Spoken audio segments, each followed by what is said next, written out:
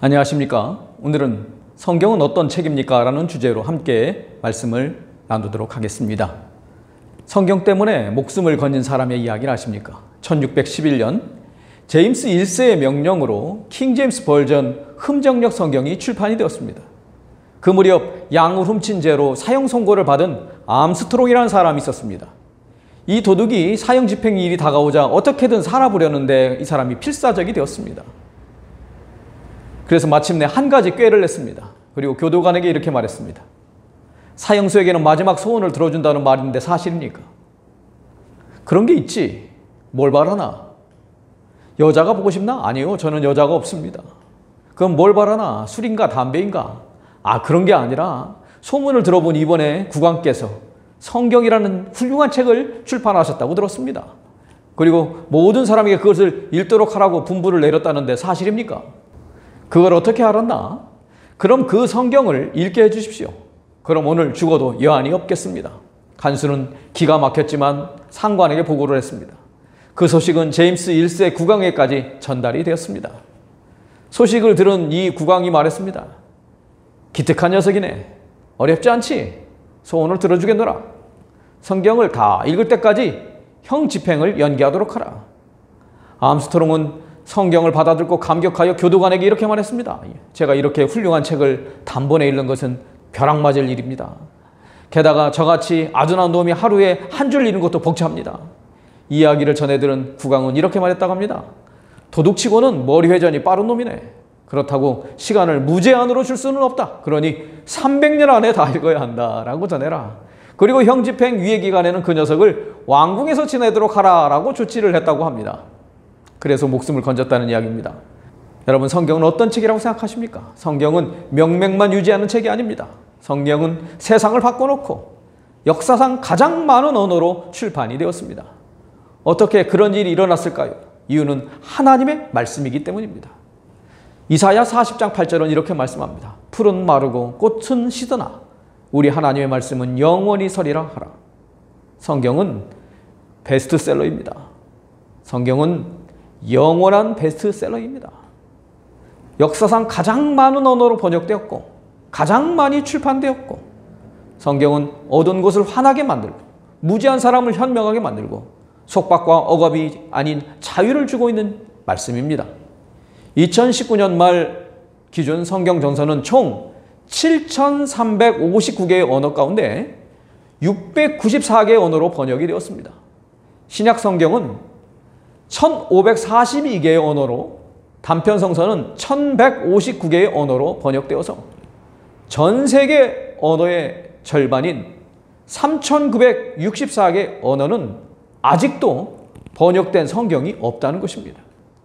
전 세계 72억 명의 사람들 중에 57억 명은 자신의 모국어로 된 성경을 갖고 있습니다. 신약 성경을 갖고 있는 사람은 7억 9,300만 명, 단편 성서를 가지고 있는 사람은 4억 6,300만 명이라고 합니다. 하지만 아직도 15억 명의 사람들은 여전히 자신의 언어로 된 성경을 기다리고 있다고 하는 것입니다. 오늘 우리가 모국어로 된 성경을 가지고 있다는 것은 축복임을 기억하시기 바랍니다. 그래서 말씀을 읽음으로 생명의 길을 발견하고 영원한 생명을 소유하며 사시게 되기를 바랍니다. 버나드 램은 이렇게 말했습니다. 오래전부터 성경의 죽음을 애도하는 종소리가 울려 퍼지고 장례식이 준비되며 묘비가 세워졌지만 성경은 죽지 않고 여전히 살아있다. 성경만큼 철저하게 난도질 당하고 해부되며 비방당한 책은 없다.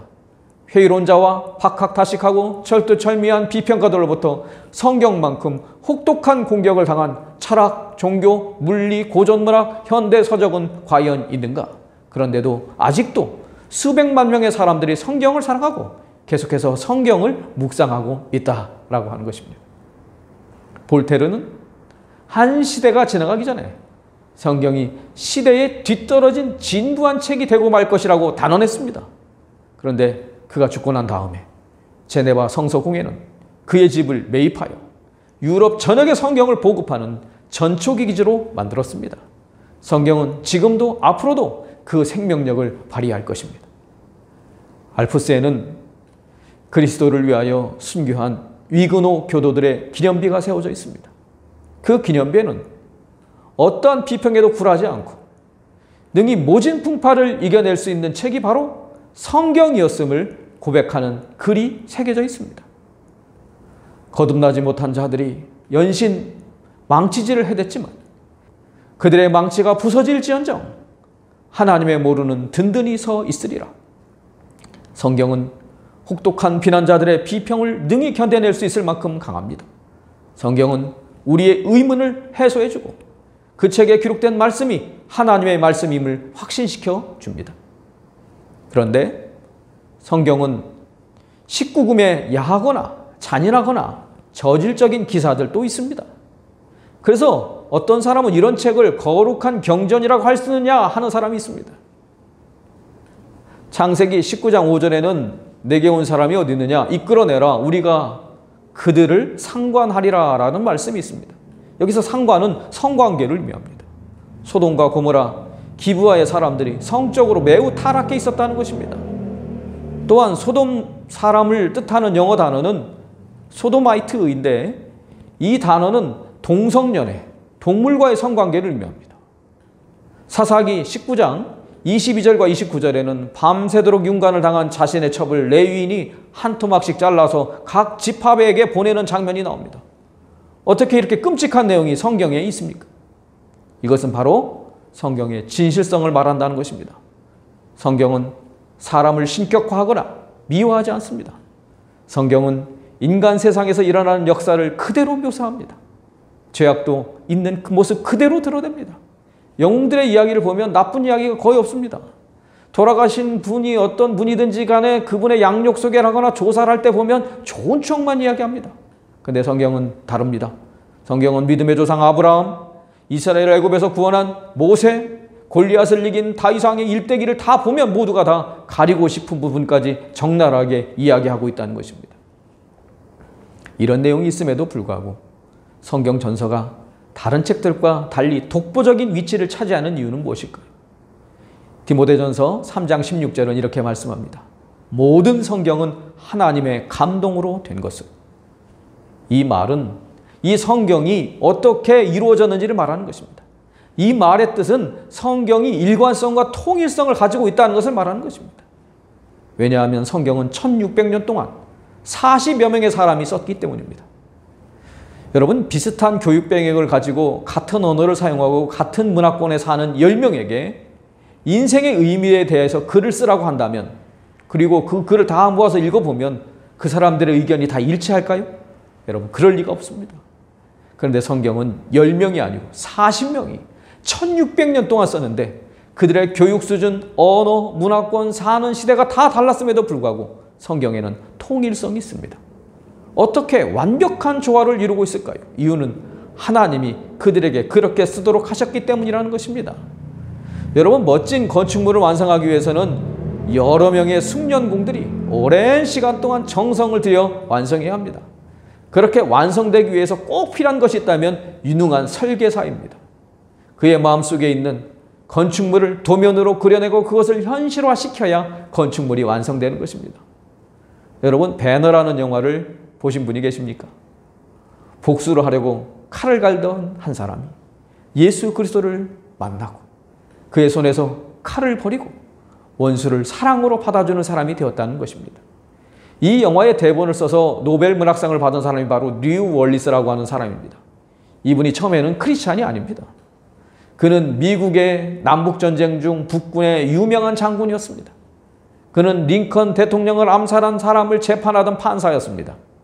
그는 북군 포로들을 죽인 남군의 앤더스빌 교도소장에게 유죄 판결을 내린 사람이었습니다. 그는 명철한 사람이지만 하나님을 모르는 사람이었습니다.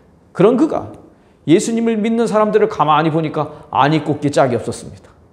거짓말 같은 것을 믿고 있는 것입니다. 그래서 크리스찬이라는 사람들이 저렇게 속고 있는데 내가 연구를 좀 해서 예수 부활이 거짓말이라는 것을 증명해 보이겠다고 생각하고는 그의 친구 잉거슨과 함께 둘이서 유럽과 미국에 있는 도서관들을 찾아다녔습니다. 그리고 예수님의 부활의 거짓말이라는 것을 확증할 수 있는 자료들을 전부 모아가지고 논문을 쓰기 시작했습니다. 그런데 여러분, 성경에 대한 반박 논문을 쓰려면 무엇을 가장 많이 읽어야 합니까? 성경을 가장 많이 읽어야 했습니다. 근데 성경을 읽으면 읽을수록 진실이라는 생각이 드는 것입니다. 그래서 그가 내가 도무지 이 진실을 거짓말이라고 할 수 없구나 라고 펜대를 집어던졌습니다. 그리고 무릎을 꿇었습니다. 그리고 하나님 앞에 주여 예수님은 나의 구주입니다. 나의 구원자입니다 라고 고백했습니다. 이렇게 해서 그가 크리스찬이 된 다음에 쓴 작품이 바로 배너입니다. 하나님의 존재를 반박하기 위해 성경을 읽다가 극적으로 변화된 것입니다. 리월리스는 이렇게 말했습니다. 재물도 위안도 소망도 사라지나 사랑은 우리 곁에 있다. 하나님은 사랑이시다. 성경은 예사로운 책이 아닙니다. 제 아무리 탁월한 책도 명작도 세월이 흐르면 퇴색되고 사람들의 기억에서 잊혀집니다. 그러나 성경은 세월이 흐를수록 그 가치를 더해가고 있습니다. 성경을 읽음으로 인생을 바뀐 사람들이 수없이 많습니다. 이유는 하나님의 말씀이기 때문입니다. 오늘 우리에게 말씀을 주신 하나님의 계획이 무엇일까요? 그 말씀을 통해서 오늘 하나님은 오늘 우리가 무엇을 깨닫기를 원하실까요? 오늘 말씀 안에서 참된 기쁨을 발견하며 말씀 안에서 살아감으로 행복을 누리는 우리 모두가 되시기를 바라면서 말씀을 마칩니다. 감사합니다.